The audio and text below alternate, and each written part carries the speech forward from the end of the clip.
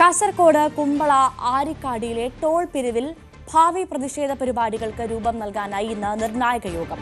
Toll ബൂത്തിനരികിൽ സ്ഥാപിച്ച സത്യാഗ്രഹ പന്തൽ ഉൾപ്പെടെ പൊളിച്ചു നിൽക്കേണ്ടി വന്ന സാഹചര്യത്തിൽ ടോൾ പിരിവിനെതിരെ തുടർ പ്രക്ഷോഭ പരിപാടികൾക്ക് ഇന്നത്തെ യോഗത്തിൽ രൂപം നൽകും. ഇതിനിടയിൽ ടോളിനെതിരായ കേസ് ഹൈക്കോടതി ഇന്നലെ പരിഗണിച്ചതായി അഭിഭാഷകർ അറിയിച്ചു. സർവീസിൽ റോഡില്ലാതെ എന്തിന് ടോൾ പിരിക്കുന്നുവെന്ന് കോടതി ആരാഞ്ഞതായി അഭിഭാഷകർ സമരസമിതി അറിയിച്ചിട്ടുണ്ട്. കേസ് അടുത്ത ബുധനാഴ്ച വീണ്ടും പരിഗണിക്കും. കെ വി ബൈജു വാർത്തയുടെ വിശദാംശങ്ങളുമായി ചേർന്നു. ബൈജു, ചോദിക്കാനുള്ളത് വളരെ വ്യക്തമായി ഹൈക്കോടതി ചോദിച്ചിട്ടുണ്ട്. ഭവ്യ, തീർച്ചയായും ഈ കാര്യത്തിൽ ഇവർക്ക് പ്രതീക്ഷ നൽകുന്നതും അത് തന്നെയാണ്. സർവീസ് റോഡില്ലാതെ എന്തിനാണ് ടോൾ പിരിക്കുന്നതെന്ന ഒരു പരാമർശം കോടതി നടത്തുകയുണ്ടായി. അത് തന്നെയാണ് ഇവർക്ക് വലിയ പ്രതീക്ഷ നൽകുന്നത്.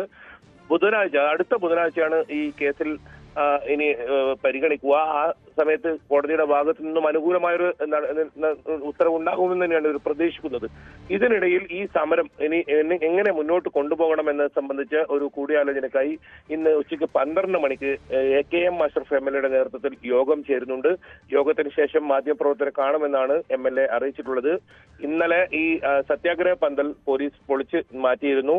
അതോടൊപ്പം AKM അഷ്റഫ് MLA ഉൾപ്പെടെയുള്ള സമരസമിതി പ്രവർത്തകരെ അറസ്റ്റ് ചെയ്യുന്ന നടപടിയും ഇന്നലെ ഉണ്ടായിരുന്നു.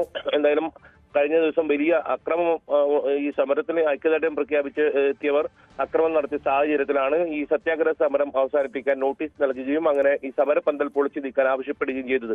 ഏതായാലും ഇനി എങ്ങനെയാണ് ഈ തുടർ പ്രക്ഷോഭ പരിപാടികൾ നടത്തേണ്ടത്, അതാണ് പ്രധാനമായും ഈ യോഗത്തിൽ കൂടിയാലോചന നടത്തുക.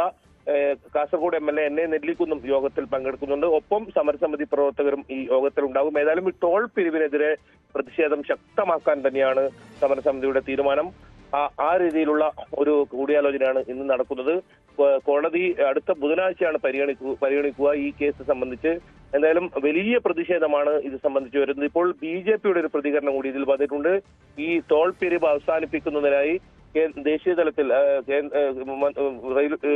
ഗതാഗത വകുപ്പ് മന്ത്രിയുമായി ചർച്ച നടത്തുന്നുണ്ട്. അങ്ങനെ ഒരു നടപടി സ്വീകരിക്കുമെന്നും BJPയും ഇപ്പോൾ ഒരു പ്രതികരണം നടത്തിയിട്ടുണ്ട്. BJP മാത്രമാണ് ഈ സമരത്തിൽ നിന്നും വിട്ടുനിന്നിട്ടുണ്ടായിരുന്നത്. മറ്റെല്ലാ പാർട്ടികളും ശക്തമായ പ്രതിഷേധമായി രംഗത്തെത്തുന്ന സാഹചര്യമാണ് നമ്മൾ കണ്ടിരുന്നത്.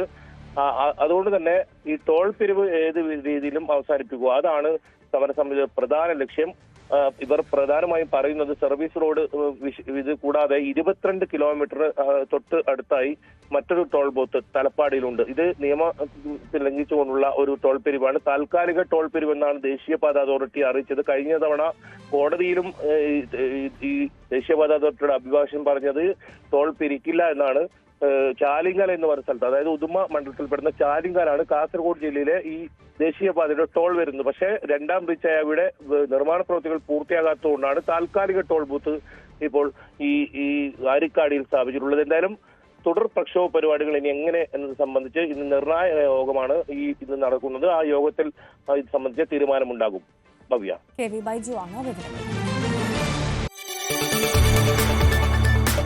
കൂടുതൽ വാർത്തകൾക്ക് News 18 Kerala YouTube channel subscribe ചെയ്യുക.